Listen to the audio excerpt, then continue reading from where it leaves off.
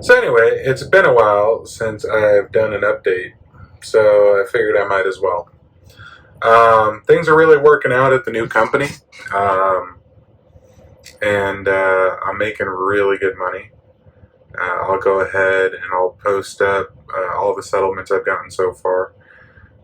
Last week's was definitely meh, but that was because I went home for a week, and I actually still got paid something. So that's an improvement over any other company I was ever at. Usually, when I went home, even if I went home for only 3 days, I would be negative settlement time. So, yay. Um, but I've been averaging over 2,400 a week. Um, and hopefully that will only go up because they're still hitting me for um, a security deposit deduction. And the first week there was a bunch of other fees too. But hopefully I should be done with that soon, and I'll start making some really good money. Like I said, I have a friend who works here. He sends me his settlements just to prove, and he's solo, and he's bringing in $5,000 a week. So that's really good money. And you know, like any company, this company has its issues. Like for instance, right now I'm sitting. I did a delivery here this morning at a beer distribution center. I picked it up over in Virginia, over by Busch Gardens, and I delivered it near Hickory, North Carolina. And after that, there just wasn't any loads. Well, not any that would pay worth a damn. I didn't ended up not getting a load until pretty much close of business. And it's not the best load, but it'll get me up hopefully to a good area. It's about 500 miles. I think it was paying just under 1,400. I don't know. I don't remember, but it's pretty much just to get me going, get me moved up into that area. Because I guess up in that area right now, people are seeing almost $3 a mile. The load I did last night, actually coming into North Carolina, actually paid out of my share about 240 a mile, 250 a mile, after all the everything. So I get 80%. One of the things that's really nice about this company is they actually give you the rate confirmation. So when you book a load, first your dispatcher person calls you and is like, hey, I got a load going from point A to point B.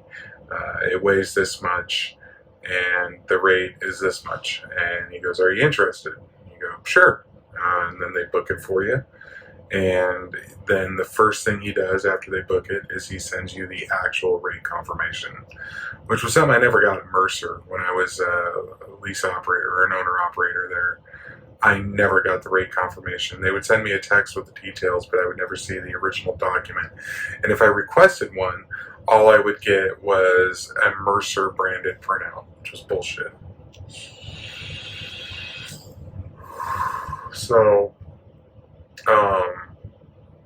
if you're being paid percentage, they're legally obligated to actually give you the rate confirmation if you ask for it. So push, and if they're not giving it to you, ask questions because something shady is going on.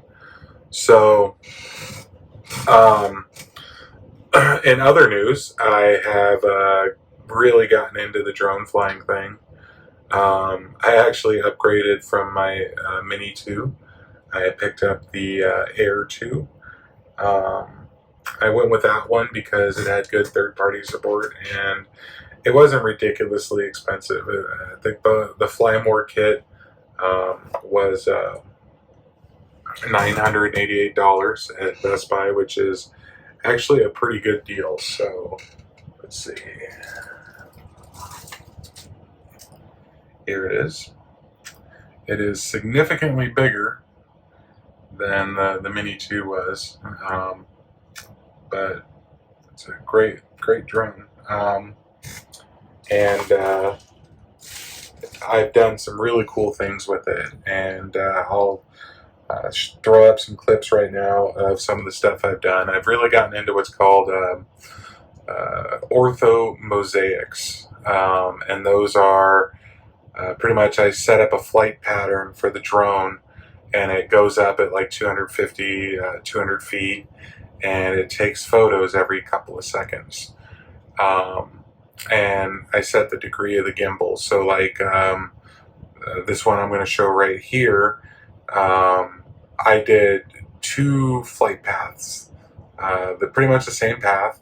On one, I did the gimbal at 90 degrees, and then the other one, I did the gimbal at 75 degrees. And the offset with that was able to create this really cool 3D effect. Yeah, it's pretty awesome. You know, it's really cool, man. So I'm gonna probably do some more of that, and I've been contributing my maps to Open Aerial Map. So if you actually go there, I believe you can probably search, and you can see the maps that I've done so far. The first one I did was the truck storage yard where I live, so I could just practice. It was the very first one I ever did, and it was actually kind of cool. The owner actually gave me $50 off on my rent fee for doing it, which that's pretty awesome. So I got $50 off. I actually didn't want to accept any payment, but she did it anyway, even though I said no. I also did another one of the school where my better half works, and I gave that to her principal just to help her earn brownie points and whatnot.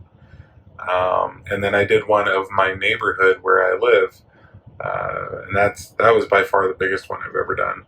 I also did one of south of the border, which is a theme park right on the border of North Carolina and South Carolina. Then I did one of the truck stop I'm at, which was the video I showed earlier. And that was the first one I really figured out how to do the 3D stuff with. So I'm definitely going to be studying this and getting better at it. And my long-term goal is to be able to actually make money doing it. But really, to make money doing it, I would have to get like a Phantom 4 Pro or a Mavic 2 Pro, and those are expensive. You're talking $2,000 for either of those. So, as it is, my better half is annoyed with me for getting the Mavic Air 2, and the only reason I think she tolerated it was A, because all my obligations were met, and B, I gave her the Mini 2. So she's kind of excited about that, and she really wants to do some good photography with that. She's going to be going up to Michigan at some point, I believe in October, and she wants to take some photos up there with it, and hopefully she learns from the mistake of last time and doesn't crash this one. And if she does crash it, hopefully she's able to recover it and doesn't completely lose it, because it's very expensive to replace that way, and you only get one of those a year where you can just totally replace a drone like that without recovering it with the DJI Care Refresh. So, but yeah, I've been looking online and doing research about doing the drone photography commercially, doing stuff for like construction companies and whatnot. And I've seen some jobs posted, and you could make $500, $600, $700, $800 at some of these. I know one guy who does it, and he does mostly roof inspections and photos for realtors, and he generally gets $500 to $800 a job, and he could do 2 of them in a day, and that adds up. Eventually, I'd love to be able to do that and just make my living that way. I don't know if I'll ever be able to get to that, but my long-term plan is to try and buy my own truck.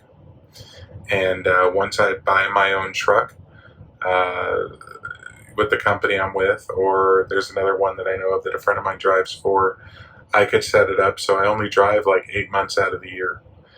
I could take like November, December, January, and February off, which those months suck anyway, for driving. And then during those months, I could do the drone photography stuff to make money, and cover any lost revenue or differences. Or I wouldn't completely cover it, but hopefully with me driving and making that kind of money with a paid off truck, I would do pretty well.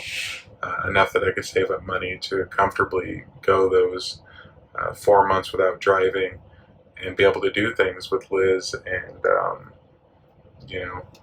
have somewhat of a life. So, anyhow, this video's gotten pretty long.